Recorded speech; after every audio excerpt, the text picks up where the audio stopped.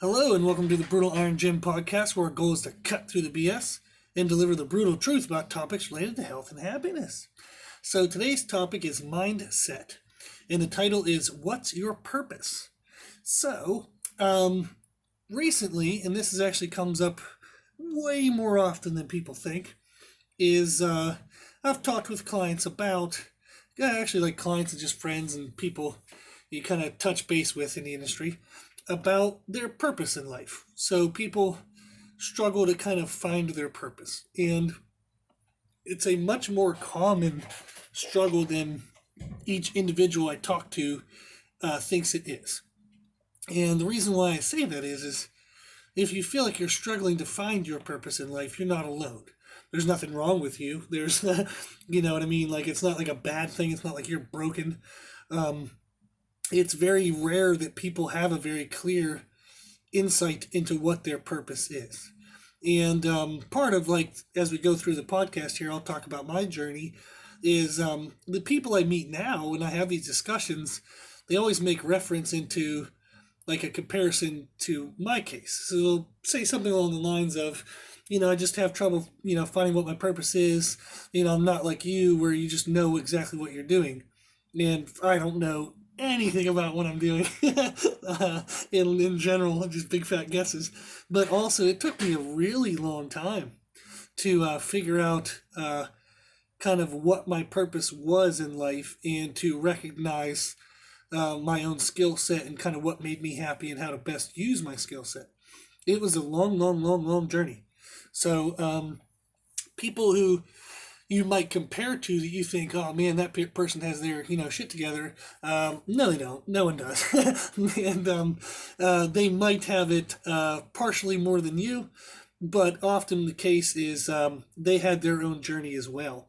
So just because somebody else looks like they have a purpose and you don't have a clear-cut one, it doesn't mean there's anything wrong with you. Okay, so life has its struggles. Life is absolutely not easy. It comes with bumps in the road. There's there's just chaos all around us. And sometimes it comes into our little world and rocks us for a little bit. But there are struggles that we have to endure. And the reason why people want purpose, the reason why we all naturally kind of seek for purpose, is because it's our motivation to endure life. Endure the pains, endure the difficult times of life. So life can be super duper fun, have great moments, but it also can have really shitty moments, really bad ones. And understanding what our purpose is can help us have hope, help us, see a light at the end of the tunnel, or help to kind of motivate us to endure the pain and the misery because we believe there's a reason to it. So that's why people want their purpose, and a really strong sense of purpose can help you not only endure difficult times, but help you thrive through those difficult times, like how you can use life's challenges to improve you. And that usually comes from a very strong sense of purpose. So when somebody kind of runs across a challenge and they know what their purpose is in life, they can say, man, this is really tough, but how can I use this to get better towards my purpose? So without our purpose, we don't really know what would we like. We would use an example or experience to get better, but we don't know what to get better towards. So that becomes the challenge. So we have done a podcast already about purpose. It was back podcast number 160, titled Finding Your Purpose. And I referenced, at the time I had finished reading a book, or I was in the process of reading a book called Man's Search for Meaning by Viktor Frankl. So I've read that book, really fun, good book, has great insights, good knowledge in it. I've also read a bunch of other ones about purpose, about finding individual purpose. So I've read like business purpose and stuff like that, which is similar, but actual individual personal purpose. Like I've read, I am Christian, so I've read like Christian-based books.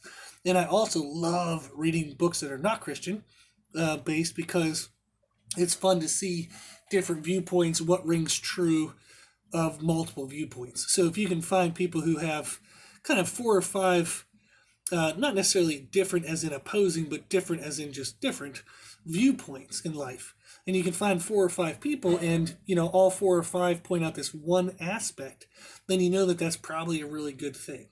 So that's something to really focus in on. So like one of the other books I've read was by Craig Groeschel called Divine Direction. And it was another one similar to Man's Search for Meaning, in the sense that most books or resources that talk about purpose, they'll talk about finding your purpose. Okay, finding your meaning for life, finding your reason, or finding your why. So there's a quote which I should have looked up before I started the podcast. Was like, oh man, I should have looked it up. But it's something along the lines of like a person with a why can endure almost anything. So if you have a reason why to endure stuff, you can endure almost anything. It's that finding the why, finding your purpose, finding your reason. Now, I just came across something I thought was really cool, was the concept of creating your purpose. So I was listening to a podcast, and they brought up the idea of, instead of finding your purpose, create your purpose. And what I thought was neat about that was they probably mean the same thing. But when you hear it said in a different way, to me, creating your purpose has more like excitement to it. It has more proactivity. It has more like control. Okay, like I can do something about it. Whereas finding your purpose, it's kind of like you're wandering around in the forest, not having a clue where the hell you're at, which direction is left, right, north, south. You're just kind of wandering around. And the sense of wandering is a lost sense. Okay, feeling hopeless or feeling like you're out of control. Whereas a sense of creating your purpose gives you back that control. So I really, really like that. And like I said, it's kind of like in lifting cues, we'll often give somebody a cue. And it might make sense to me. But I say it to them, it doesn't really click. And we find a couple different ways of saying it, then all of a sudden something clicks in their brain and it goes well. And their cue and the cue I was using mean the same thing, but having it be said in a different way is what unlocked it and kind of gave them the ability to use it. So I remember for years and years and years when I got into powerlifting and I wanted to get better at bench press, the concept of keeping a tight upper back is very important in bench pressing. So you should have your shoulder blades kind of squeezed together and your shoulders pulled down towards your hips. And what that does is that creates shoulder stability.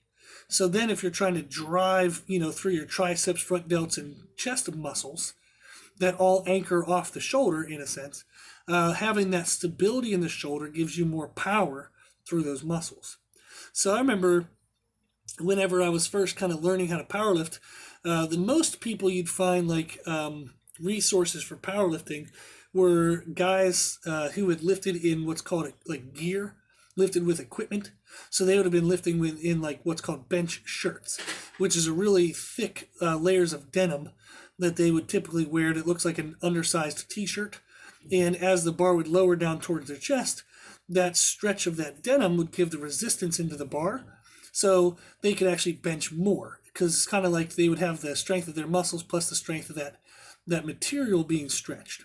So I remember like they used to give the cue of rowing the bar into their chest. So as they would lower the bar on the bench press, they would talk about pulling the bar into their chest.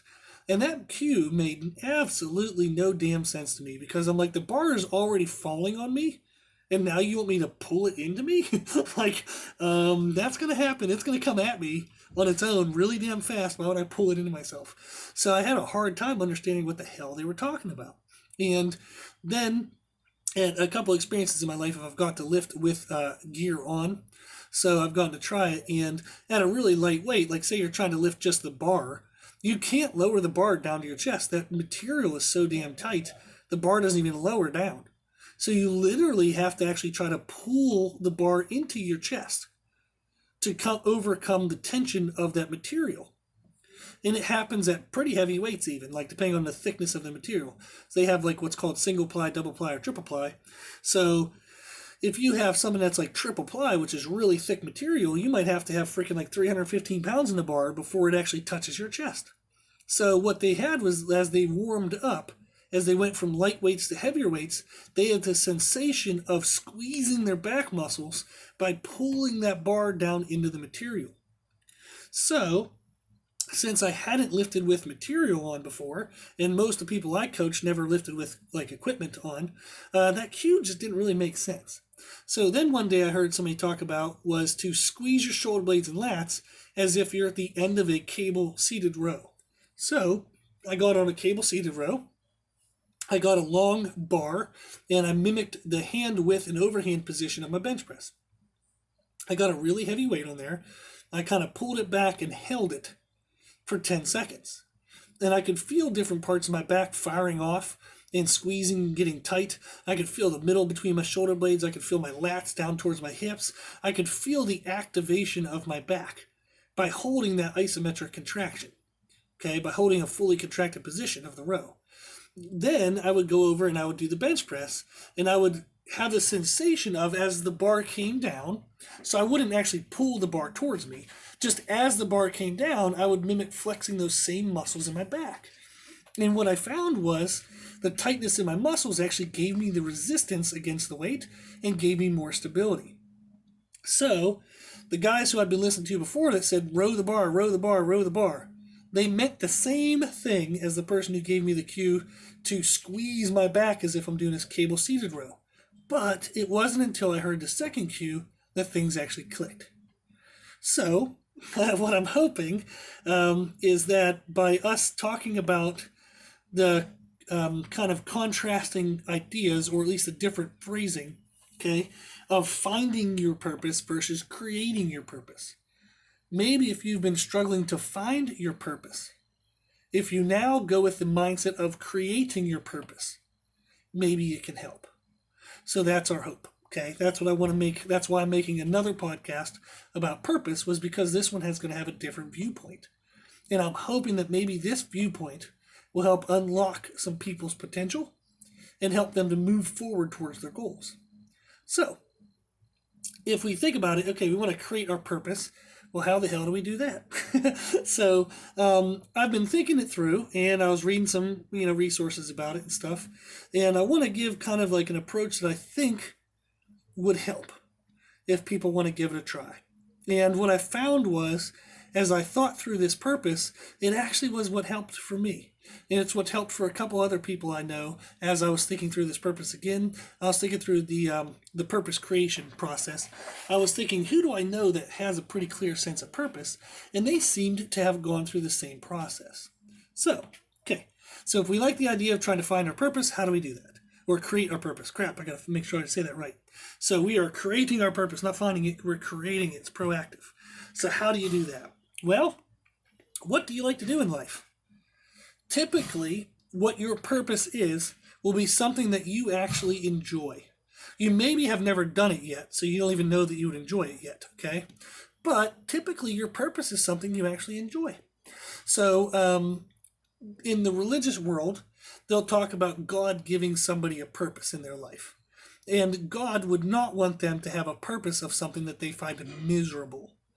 So typically, God is going to want them to have a purpose that they find enjoyable, that they're motivated and excited to share into other people's lives. Now, if you're not religious, it would still be pretty much the same thing. You would want to enjoy what your purpose is. It would be something that is a benefit not only to your life, but something that you can bring healthiness and happiness and excitement and good things into other people's lives. That is part of why we would be motivated to endure the misery in our own life, is because we know if we endure our miseries, we have the chance to save other people from miseries, or we have the chance to invest into other people's lives. So by us enjoying it, it lets us know that it's something that we can feel motivated through, we can share in other people's lives. It's just going to be a good thing all around, not only for us, but for the people around us. So we want to find something we enjoy. So what do you already like doing in your life? So I think for myself was, I started training my friends in high school.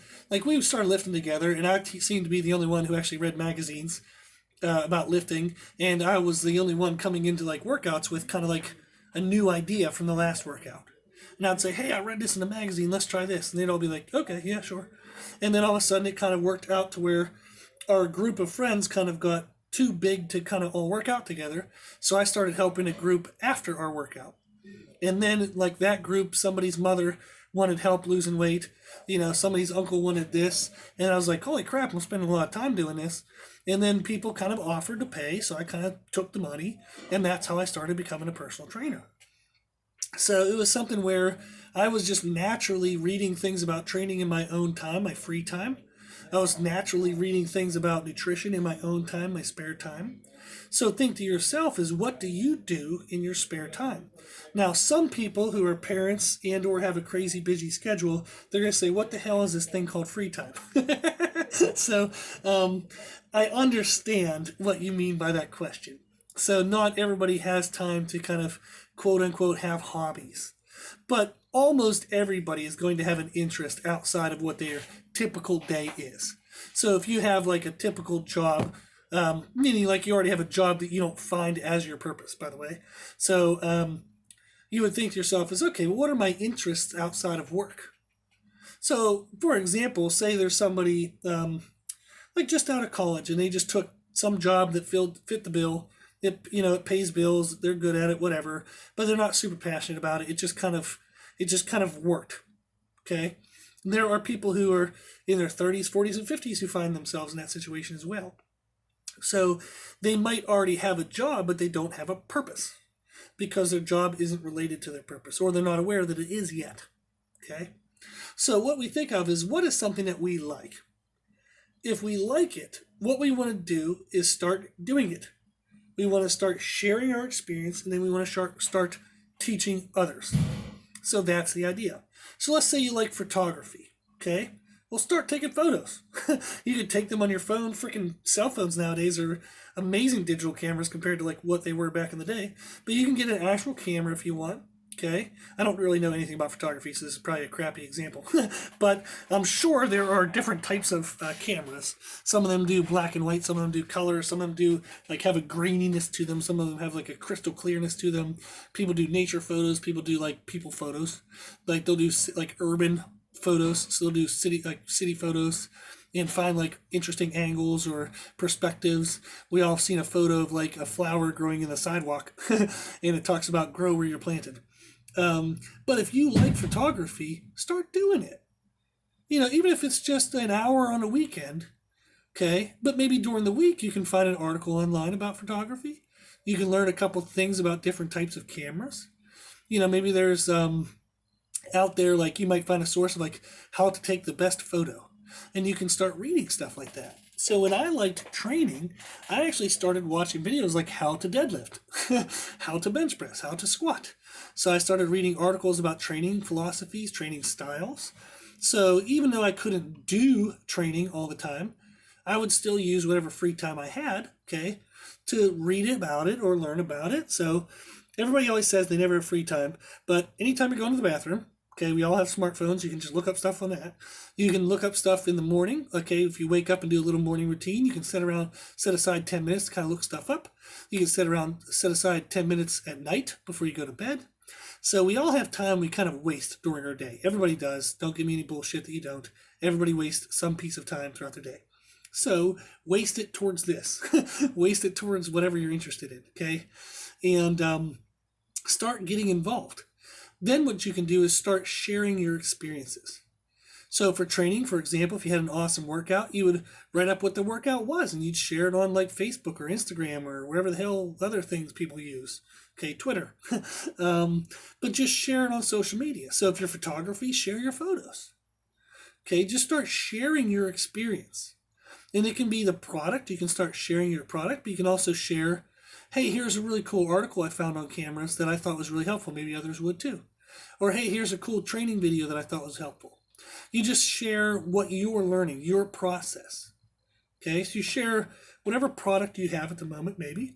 So, for example, the photos you take. But you can also share what you're learning, your learning resources. And often what you'll find, like some people even do blogs. So you can do a personal blog and just share like a link for that and just write about what you did that week or what you learned that week. And what you might find is there's going to be other people who are maybe in the same place you're in. They're just learning too. Or maybe they weren't ready yet, or they weren't sure yet, but they see you doing it. Now they want to get involved. But what it is, it starts being able to share that with other people. When you start sharing it with other people, you now have the experience of influencing and impacting other people's lives. You might be able to do it in a way in which you start teaching the other people, or maybe you just kind of like start a group and you all get together to take photographs, or you make like a social connection. So what you do is you start doing the thing you think you like, you start sharing your experiences, and then you start teaching and interacting with other people. So that's how you start the process. And what you'll find is if you try anything at all, as you're trying it, you'll find out, man, I either hate this, didn't turn out the way I thought, or you're like, hey, this is actually kind of fun, I really like this. Or maybe it starts into something, you kind of sort of like it, but then it kind of fizzles out. And that's going to happen. So in my business here at Brutal Iron Gym, and over the years of being a personal trainer, so I've owned the gym now for 8 years, I've been a personal trainer for 17 years, I have tried infinitely more things that didn't work that actually did work. So I have failed at a bajillion things.